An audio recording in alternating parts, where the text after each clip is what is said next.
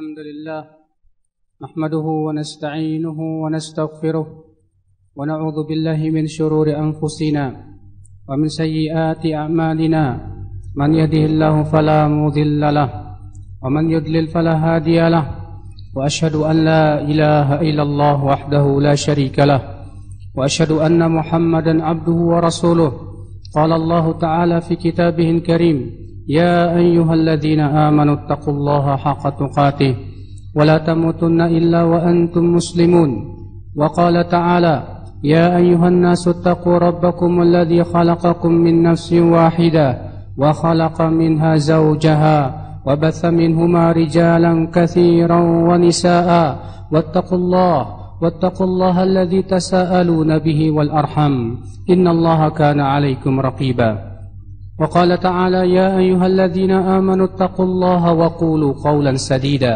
يصلح لكم أعمالكم ويغفر لكم ذنوبكم ومن يطع الله ورسوله فقد فاز فوزا عظيما أما بعد فإن أصدق الحديث كتاب الله وخير الهدي هدي محمد صلى الله عليه وسلم وشر الأمور محدثاتها وكل محدثة بدعة وكل بدعة ضلالة وكل ضلالة في النار أمة الإسلام. Rasulullah sallallahu alaihi wasallam memberikan wasiat kepada Mu'adz bin Jabal. 3 wasiat yang telah kita ketahui semuanya. Namun dalam mengamalkannya bukanlah sesuatu yang mudah.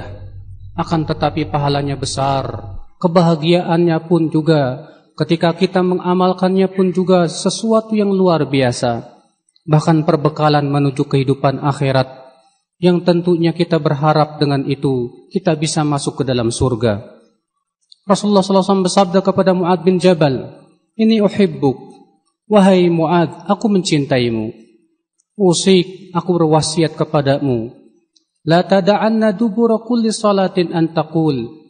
Jangan engkau tinggalkan di belakang salat untuk berkata, Allahumma a'inni ala dzikrik wa syukrik wa husni ibadatik. Ya Allah, bantu aku ya Allah untuk senantiasa mengingatmu, untuk senantiasa bersyukur kepadamu, dan untuk senantiasa memperbaiki ibadahku kepadamu. Subhanallah, permintaan yang agung, permintaan yang sangat kita butuhkan dalam kehidupan ini. Rasulullah SAW mengajarkan kepada Mu'adz bin Jabal doa yang luar biasa. Allahumma a'inni, ya Allah bantulah aku. Karena tidak mungkin kita mampu melakukan itu semua tanpa bantuan dari Allah. Kita lemah. Banyak manusia yang lebih suka untuk mengikuti hawa nafsunya, mengikuti syahwatnya, dan lupa kepada Allah Rabbul Izzati wal Jalalah. Ya Allah, bantulah aku untuk senantiasa mengingatmu, untuk senantiasa lisan kita berzikir kepada Allah, untuk senantiasa kita basah lisan kita dengan zikir kepada Allah. Sesuatu yang kalau kita pikirkan saudaraku, tidaklah mudah. Padahal zikir itu sangat ringan di lisan kita.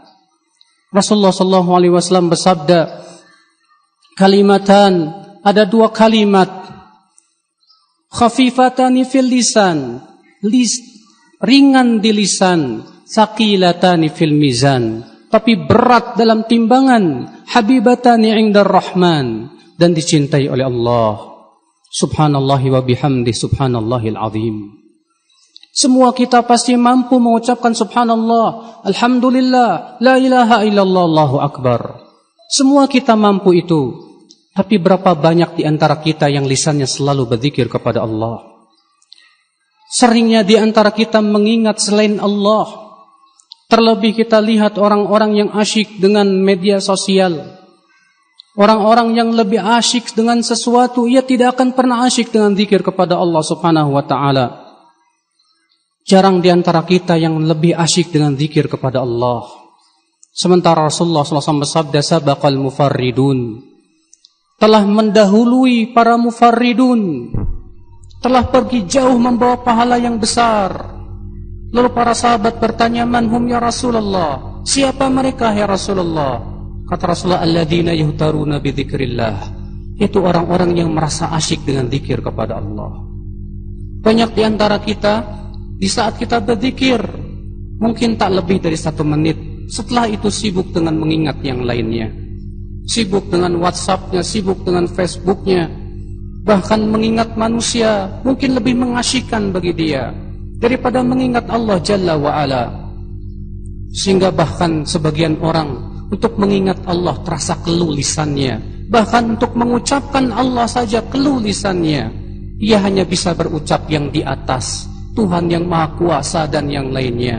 Karena Allah palingkan hatinya, karena Allah tidak suka kepadanya, karena hatinya memang ternyata lebih mencintai selain Allah Jalla wa'ala.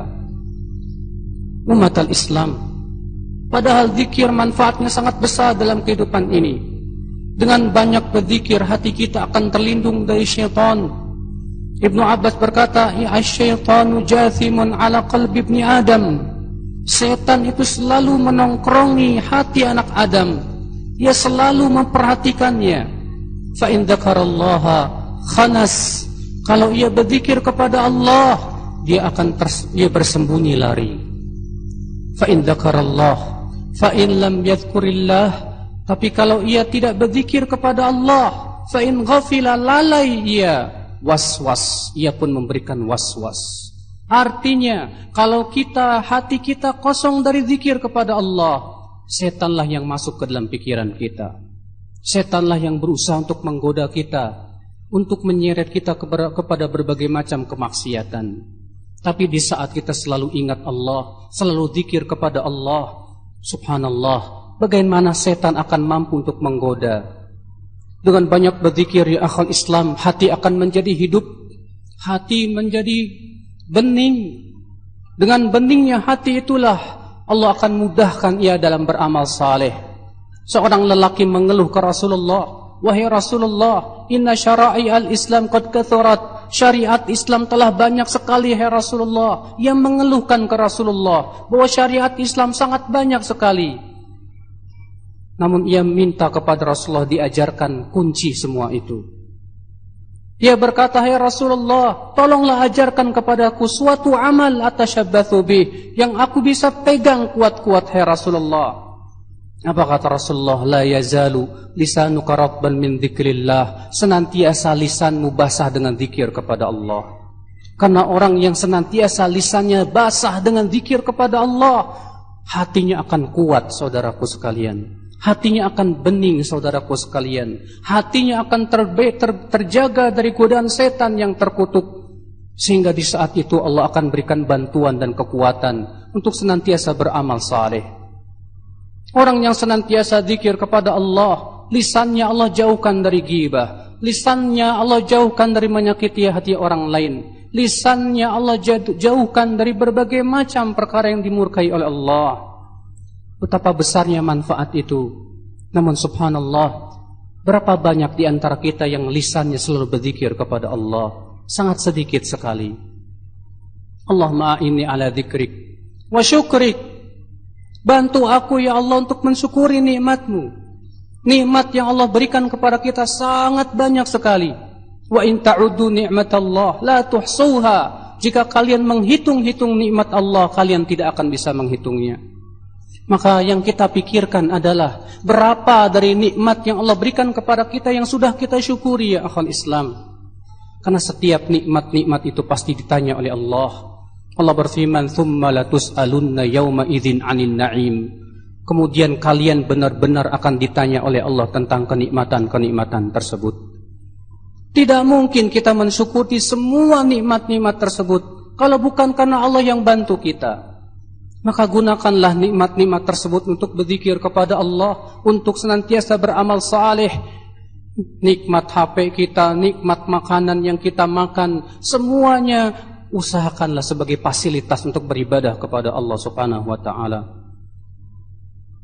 Umat al-Islam, bersyukur kepada Allah bukanlah perkara yang mudah kalau bukan karena Allah bantu kita. Bersyukur kepada Allah membutuhkan kekuatan iman. Bersyukur kepada Allah mengharuskan atau membuat kita seharusnya ingat akan nikmat-nikmat Allah Subhanahu wa taala. Orang yang jarang mengingat nikmat Allah, orang yang senantiasa memikirkan tentang kepentingan dirinya saja dan tak pernah mengingat nikmat-nikmat Allah yang begitu banyak kepadanya, ia tidak akan bersyukur kepada Allah. Aqulu qawli hadza wa astaghfirullah li wa lakum. Alhamdulillah wassalatu wassalamu ala Rasulillah nabiyina Muhammadin wa alihi wa sahbihi wa man wala. Wa asyhadu an la ilaha illallah wahdahu la syarikalah wa asyhadu anna Muhammadan abduhu wa rasuluh. Ummatal Islam. Lalu permintaan yang ketiga, wa husni ibadatika. Bantu aku ya Allah untuk memperbaiki ibadahku kepadamu. Bantu aku ya Allah di dalam solatku, supaya solatku bisa khusyuk, bisa solatku senantiasa kita merasakan lezat di dalam solat. Berapa banyak di antara kita yang solatnya khusyuk? Di saat kita masuk ke dalam solat, kita berpikir ke sana kemari, hati kita sudah tidak khusyuk lagi. Bahkan hati kita sudah tidak merasakan kenikmatan solat, kenikmatan bermunajat kepada Allah. Mengapa demikian? Karena ternyata kita menganggap solat hanya beban. Solat itu hanya sebatas beban yang membebani hidup kita. Ketika kita mendengar azan, hati kita ternyata tidak menyambut dengan gembira, tapi hati kita merasa berat. Maka subhanallah saudaraku, betapa butuhnya kita kepada bantuan Allah dalam merealisasikan ibadah kepada Allah. Bantu aku ya Allah memperbaiki ibadahku kepadamu. Tidak mungkin kita bisa memperbaiki ibadah tanpa menuntut ilmu, saudaraku. Kita berusaha untuk menuntut ilmu, duduk di majlis ta'lim, memahami tentang hakikat ibadah kepada Allah, tentang hukum-hukum ibadah.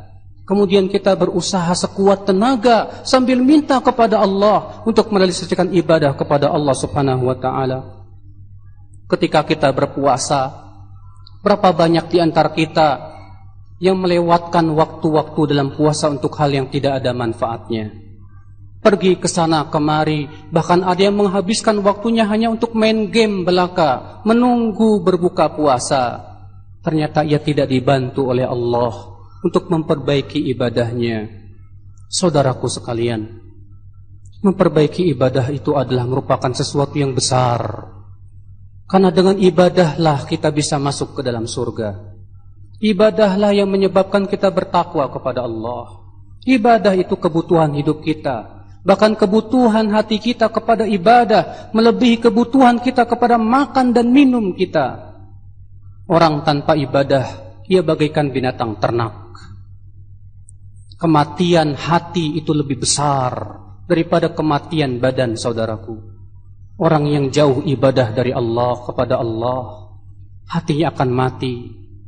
Maka dari itu, saudaraku sekalian, jagalah doa ini. Allahumma a'inni ala dzikrik wa syukrik wa husni ibadatik. Allahumma salli ala Muhammad wa ala ali Muhammad. Kama sallaita ala Ibrahim wa ala ali Ibrahim innaka Hamidum Majid. Wa barik ala Muhammad wa ala ali Muhammad kama barakta ala Ibrahim wa ala ali Ibrahim innaka Hamidum Majid. اللهم اغفر للمسلمين والمسلمات والمؤمنين والمؤمنات الأحياء منهم والأموات إنك سميع قريب مجيب دعوات. اللهم أصلح ولاة أمور المسلمين في هذا البلد وفي سائر بلاد المسلمين يا رب العالمين. اللهم أرشد شباب المسلمين ووفقهم لما تحب وترضى يا رب العالمين.